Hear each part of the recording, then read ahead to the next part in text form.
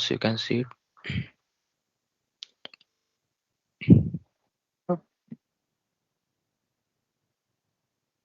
Yeah, okay. So there are 3 points that we need to cover today. One is OSS access provisioning in production and non-production systems. Another one is temporary access for business users, that is TEA. We call it TEA. And the third point is SOD process for the TEA access. Like what all parameters we select for SOD. So I'll begin with OSS first. So OSS, there will be four types of request. Uh, Display access and change access in production, and same request display access or change access in non-production. So these four types of request we will receive. So I'll show you one request with example so it will be clear. Okay. So this is one of the requests that I have processed. Start with the approval process like from the beginning so it will be clear. Okay. And this OSS also depends on the region. Yeah, yes. I mean, they will provide the system name, and based on the system, we can check the approvals will be different from region to region. Other rest of the process will be same. Okay. Okay. Okay. Similar to firefighter ID. Yeah, yes, correct. Approval process will be different, and access provisioning will be same. So first, we'll check for non-production, and then we'll discuss for production. So for non-production systems, for both the types of requests, like display request as well as change request. So in display, we provide like display access to all the T codes that are available, most of them, and in change access, we will provide the specific T code with change authorization. But in non-production in MEO region, recently we had a discussion and we are providing like wide access in non-production systems with IS lead approval. Wide access as in there are two roles. One is update all and one is display all. In display role, that role has all the display authorization to all T codes, and in update role, it is edit access to all the T codes. So in non-production, we need to provide both the roles like display as well as change role. It is already discussed, so there is no issues with providing that access in non-production only. And in production, we will provide the exact access that is required. Display, if they are requesting display, we will provide the display role that will provide access to all the T codes in display authorization. And if they request some change access, so that access we will provide specifically for those T codes by creating temporary role in the system. So first of all, in non-production, only IS lead approval will be required for all both the types of request, either it is a display request or change access request. And IS lead details we can find it in this approval matrix. MEI support lead. So here you will find all the details here, like approvals here based on the process area. Okay. Okay. Yeah, and similar process for non-production as well. If only display access is required for production, production. If display access, it is only for only IS lead approval based on this worksheet IS lead. But if any change access is required in any of the T codes, then in that case we will need additional two approvals, IS lead and then IC approval and I see. And security lead's security. approval. Yeah, Okay. correct. So these approvals will be required. So I have one request. I'll just show you. Okay. So this was a change OSS request. So they requested access to some change authorization to this T code. Okay. So this will be the template that we are going to use. If their details are missing in the request, we will request them to share the details. So this is the service request that we have received. So we'll check if all the details are there. So based on this, we'll initiate the approvals process on the mail. And if some details are missing, then we can ask them. So here only T code was mentioned and country or all the other details were not mentioned. So I send it to you requester. Please provide business justification and other details as well, like which all T codes or programs are required and what kind of access it is, like display change, and if debug access is required, what kind of debug access, display or change. All those details will be there in the template, so we can send this template to requester and get the required details.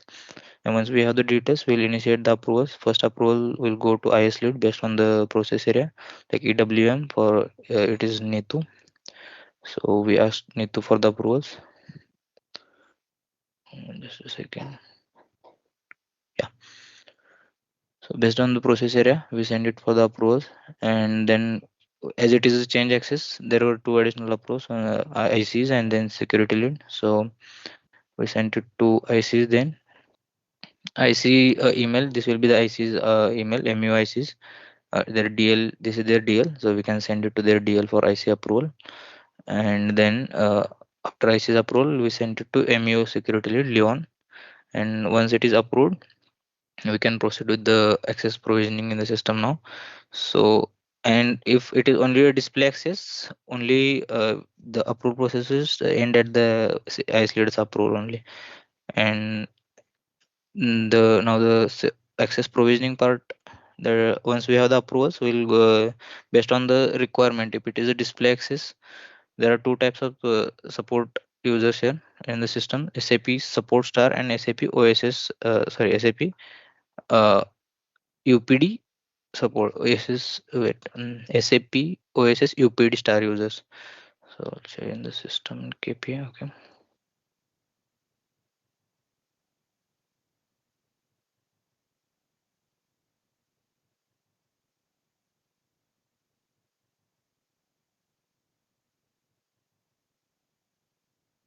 So if it is a display access, we have to use this one of these users whichever is available.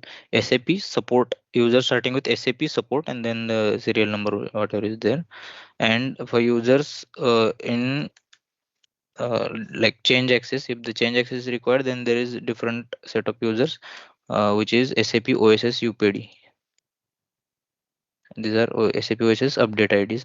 So if the display access is required, only SAP support star users will be used, and for change access, SAP OSS UPD, these users will be used based on the requirement here. And for display access, we'll check first. So we'll select the user whichever is available here, and then we have to just enter the validity there because the roles is already assigned to that user. So this is I think already deprovisioned user, so roles will not be available. Yeah, okay, it is there. So in display access, only thing only a few things will be needed to change here: validity and the accounting number, and we have to set the password here, initial password. And that password after the access provisioning, we have to make it productive and maintain that productive password in the portal. But here in while setting up access, we'll change the request number here on the address tab and OSS instance number which is provided in the system. On logon data, we have to set the validity. And validity for display access is generally 20 days if it is not mentioned in the system. By default we provide it for 20 days, but if they have specifically mentioned like for 5 days, 7 days or 10 days, so we will provide the access according to that. But if it is not provided in the request, we provide it default 20 days only for display access. Okay, then Okay. okay, so and in roles are already assigned there. In case it is not assigned, we have to provide both the roles. I think this ID was not used it is not used since long time. That's why only a display role is there. But in non-production in MU systems, we have to provide both the roles. Like these are the two roles, which is first one is almost display, which has all the display authorizations, and almost update. It is edit access. I mean change access to all the codes. So Okay. in non-production, we have to provide both the roles, and role validity will be 3112 9999 only.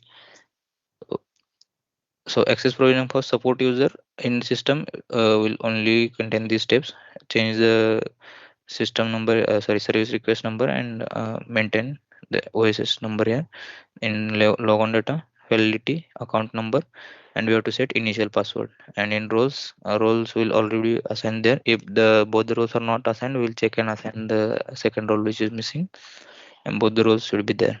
So So this is. currently this is currently this is production system, Shrikant. So Mhm. we will not assign the update role, right? We will. Yeah, in production we will not assign. Sorry, in production I wanted to show it in the non-production system. Okay, but the steps are will be same. So in Uh, non-production we have to assign both the roles, and in production we will be assigning only a specific access. Like if it is a display role, we will assign only a display role, okay. uh, and if So it is a change right now, which access, system they have asked? It. it was the production request that I have. Acha, acha, acha. Okay, that is in FEP system, but I'm just showing one example of the access creation here. Mhm. So okay, I'll like, take example of this request only because it is already Ah, processed, and yeah. right, right. So it is FEP system and it is OSS update access.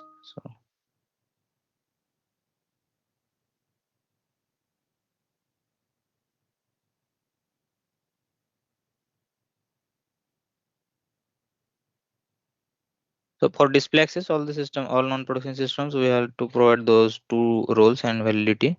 So that should be clear, I think. Mhm. Uh, okay. In production systems for change access, we use SAP OSS UPD star IDs, like starting with SAP OSS UPD, which is SAP OSS update IDs, and then the available account like serial number. So here, Okay. this was the request. Okay. Ending with 540. So, and this is the OSS number 11730755. So I kept the data as it is, request number and then OSS number here in both the Okay. fields. Okay. And then in logon data, I just set the validity which was requested. Here it was requested from for 10 days. So I provided it from it was provided on 4th. So 4th to 13th December, it is 10 days, and then accounting number, and then we have to set initial password while setting up the ID, and once the ID is set up, we have to make that password productive by logging into the account. Okay. And this was the so for change access, if change access in production, we will provide only a specific T code, like this is the T code that they had requested, and display OSS access was also display debug access was also requested. So Mhm. in that case, we have to create a temp role. Uh, and temporal we create the naming convention for temporal is y colon temp underscore service request number. Sorry, service request number. I'll just copy it here. So y colon temp underscore service request number. This will be the request temporary role that will be creating for that particular OSS. Okay. And in menu we have added like role creation, that is simple one. We have added the T code, and then we'll set up the authorization based on the request requirement.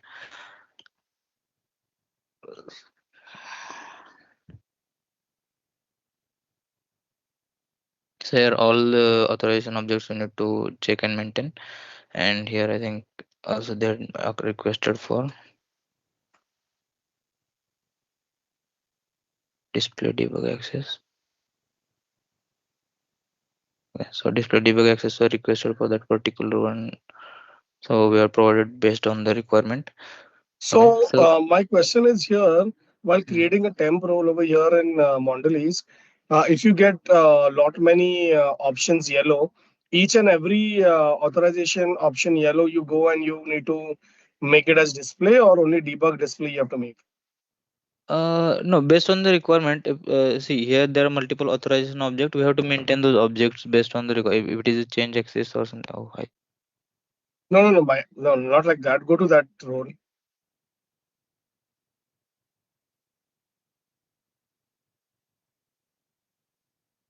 Your your screen got stuck for me. Hello,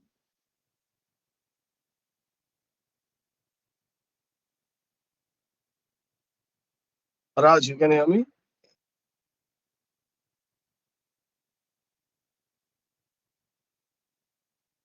I think so. Shrikant, you're talking.